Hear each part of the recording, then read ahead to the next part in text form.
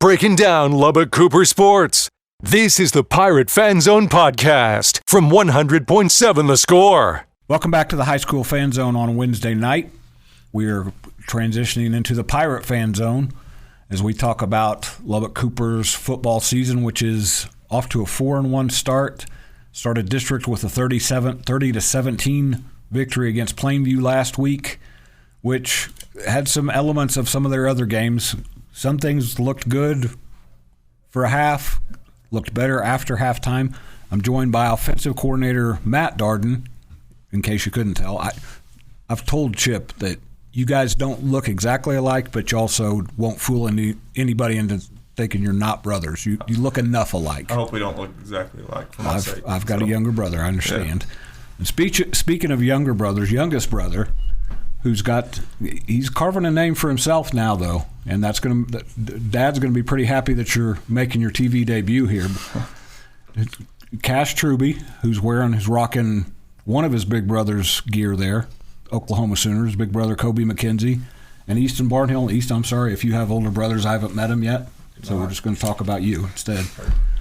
When Chip told me who you were bringing, so I started out as a quarterback in high school, and then I got bigger. I started to thicken up, and they were like, well, you can stay at quarterback if you – now I wanted to play tight end. So that Chip is playing to my emotions there. So when he told me you were bringing in two tight ends, I was like, all right, these are my kind of guys. Yes, sir. But he said you kind of suggested it, Matt. Why'd you want to bring these two dudes with you? For one, I'm also the tight ends coach, so they're my position group. But then they're just two senior leaders for the team, and both 2 and 3 year later, correct? So they played a lot of varsity football for us. So I just thought it was their time to shine, a little TV action. So. Cash, grab that microphone there. Tight end, like I said, I was tight end. That's not the most glorious of positions all the time.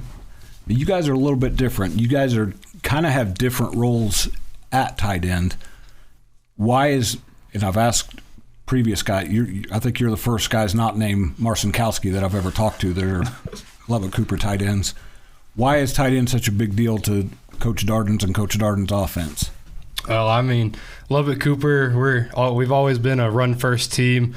We like to get big and run the ball against teams that we think we're better than, and the tight end's a really big part of that. We like to get big, have an attached tight end. We run a lot of 2 tight end sets and just run the ball at them. I've seen you guys out there with more than 2 at times, right? Oh, yeah. Yes, sir. Tried a bunch of them out there.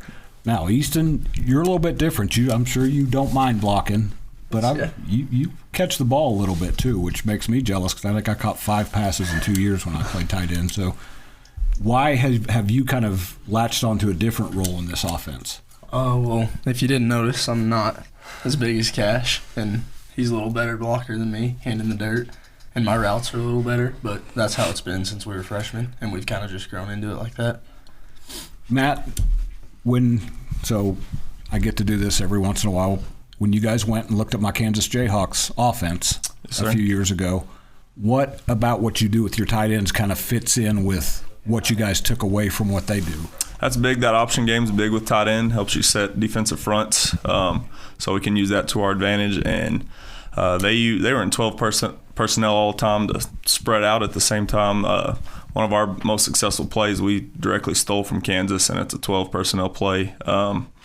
So it's just been good just seeing how successful they were. And, we were a tight end offense before that, but then seeing how successful they could be with the option, and then it's obviously the run game, but then using them in the pass game, we saw how easy of a transition it could be for the personnel we already had.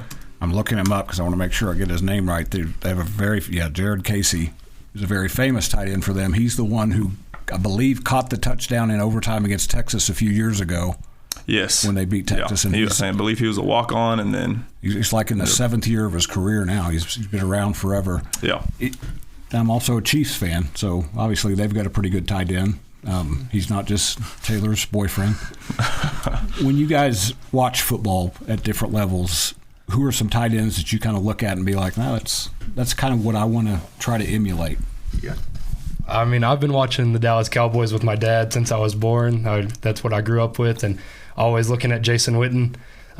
Growing up, I wanted to be number 82. I always wanted to be 82 for Jason Witten. seeing a guy who's not the most athletic on the field, but he gets the job done, secure hands, and just getting downfield, doing what he does in the run game. Just it's an important part of the game. And as a Dallas Cowboys fan, I wanted to be like Jason Witten for sure. Argue that the Chiefs and the Cowboys have a better tradition of tight ends than anybody in the NFL. And I promise I won't turn your dad into Child Protective Services for turning you into a Cowboys fan. What about you? I like watching Mark Andrews for the Baltimore Ravens and Jake Ferguson, Dallas Cowboys right now. Both great dudes, athletes. I like watching them all the time. The good thing about Travis Kelce and Mark Andrews right now is neither one of them's getting the ball as much, but you don't see them over there pouting, and they're just keep doing their jobs, which tight ends, that's kind of what you have to do. Yes, sir. Why does that fit these two guys' personality, Matt? They're just selfless, you know. They're on the field to win. You know, if they catch passes, they're all for it. But if they've got a down block 7 technique, they're all for that too. And these two are two of the more intelligent tight ends we've ever had. So we can throw a lot at them in the pass game and run game. And that's what we like to do, get big on them, like Cash said. And they make it easy to execute with their knowledge of not only what we do, but why we're doing it. All right, we're coming up on a break here, so I'm going to ask a quick Truby family question here. So you're probably not going to beat Kobe one-on-one in a football drill. Probably not going to outshoot Tate. Are you a better golfer than your dad, though? Not quite. I can't say that yet. But Tate's actually the best golfer in the family. But I'm getting there, and I do things more in the middle. I'm a better football player than Tate, and I'm definitely a better basketball player than Kobe. I might not be able to beat either one of them in their specialty, but I can do some things. There's nothing wrong with kind of fitting in like that. And your dad's told me stories about you, so I can't say exactly what he said on the air. So, but I can relate to what you're going through. So, good for you. And I bet you are a better golfer than your dad. Your dad, somebody along the line taught Tate some pretty good trash talking ability too. So I'm going to give that. I'll give credit to your dad. Hey, that wasn't lost on Cash either. I can get into it a little bit if I need to. All right. We'll not address that either, just to avoid any trouble. We're going to come back after that and talk more about football instead of the Tate or the Truby family secrets on 100.7 The Score on the Pirate Fan Zone. Breaking down Lubbock Cooper sports. This is the Pirate Fan Zone podcast from 100.7 The Score. Welcome back to the Pirate Fan Zone on 100.7 The Score. We transitioned from the Truby family to the Darden family there for a minute because Matt Darden is the younger brother of Chip Darden, head coach, and they're the two sons of West Texas and girls basketball legend Chuck Darden, who's one of my favorite people just to sit and talk to. You probably hear that from a lot of people, Matt. Just the stories that your dad can spin are pretty incredible. Yeah, I hear it a lot. We can't go anywhere without him knowing somebody and them telling a story. So he tries to hide some of his stories, but know enough people now that I get the secrets out of them. So it's good. Then I tell Chip all the time, I like you and Chip and your dad, but you guys are not my favorite Dardens. Favorite Dardens are all the wives. Absolutely. And sisters. Yeah, absolutely. I'd say the same thing. If Carolyn Darden's not your first favorite Darden, we got a problem. Yep. And one of you guys told me that Meg was a pretty aggressive big sister. Oh, yeah. That she got you guys, she toughened you up for life. Yeah, they asked if Chip picked on me. Like, he was busy running from Meg, too, so he didn't have time to. Chip's the middle one? Yes, sir. Okay, so that's why Chip and I'm going to say I've got an older sister and a younger brother, so I know all of y'all's pain. I've got scars from my big sister too. Yes, sir. Well, let's talk football because that's why we're supposed to be here. Game last week against Plainview. I mentioned first half did some good things, a lot of penalties, and then a turnover from. I love watching Ryan Rodriguez play because if I imagine you went up to him at halftime and said you turned the ball over, he probably shrugged his shoulders and said, "What's next?" Right. You can't tell if you turn the ball over through a touchdown. It's even kill all the time. And that's a perfect role for a quarterback to me. Absolutely. You don't want your quarterback too amped up. We love him for it, yeah. And I know you guys talk to players at halftime, and I've seen Chip get a little riled up once in a while, but he said that there wasn't a lot of fire and brimstone the other night. It was just, guys, this is this is what we have to fix. For both of you guys, the way your coaches approach things at halftime, Cash, when you guys knew that was too many penalties, that turnovers are going to hurt you. Grab the mic there. What was it like at halftime? What did you guys do to get better against Plainview? Because that second half you were much better. No, I mean, we definitely knew that we didn't play a very good half, and even though we were winning the game, we knew that we could do more than that, and we wanted to get up on them pretty big, and so we kind of went back to the basics a little bit, just got in some wing, ran some power at them, and just went down there and scored. And we knew we had a lot to fix, but they weren't yelling at us or getting on us or anything. They just told us what we had to fix. They're pretty calm about it in there, and we just got better and moved on. Okay, so Easton, since Cash is the blocker, as you said, better blocker, you're the guy catching the ball. What we were talking about with Ryan, when Ryan comes into the huddle and you know that he wants things to get – what's he like in the huddle? Because I've gotten to know him a little bit. I actually get him to smile like once every fifth time I say something to him.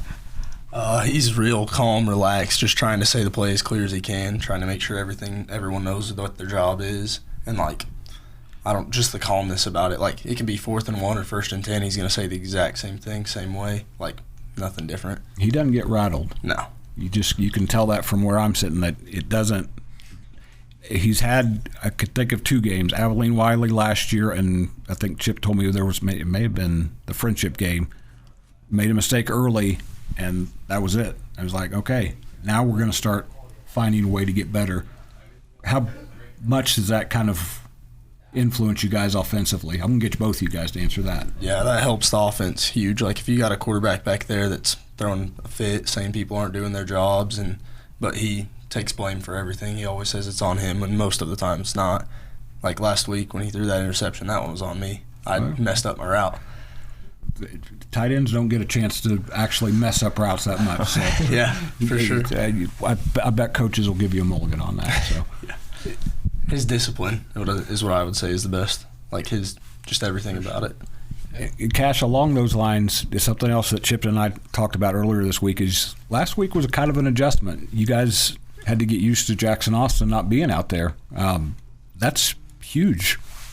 You take a guy of that caliber, and all of a sudden the offense has got to find different ways. That there was going to be some growing pains. There was a loud guitar noise in my ears there. What were the adjustments you guys had to make, because Jackson is has been such a key part of your?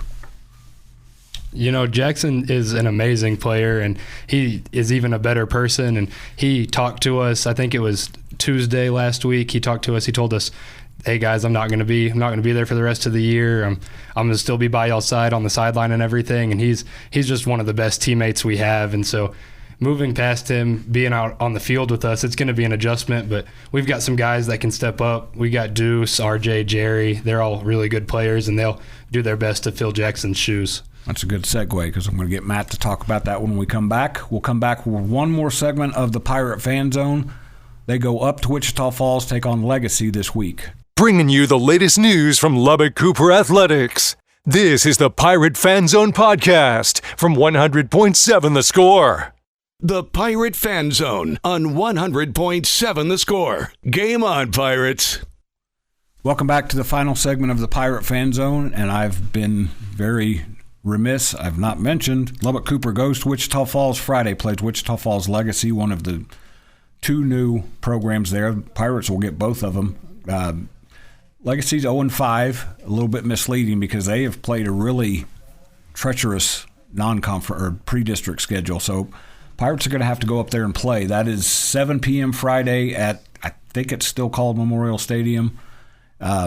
They called it something different now because of the other high school being called Memorial. So we'll leave that to those folks up there. It's right here on 100.7 FM, pregame at 6:30 with Tommy Wood, Chuck Darden.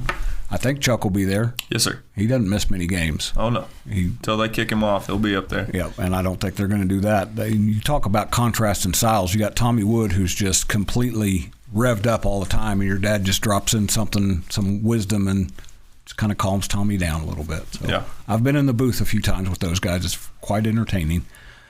Matt, we were talking before we left about adjusting to life without Jackson Austin. Football's 11 man on each side, so you've got other guys ready to go. They mentioned Shemaine, they mentioned RJ, who really caught my attention the other night. But taking Jackson out of the offense, that's going to take offensive coaches. That takes some mental and kind of emotional adjustment when you've got a guy that you can kind of lean on as much as you did with Jackson.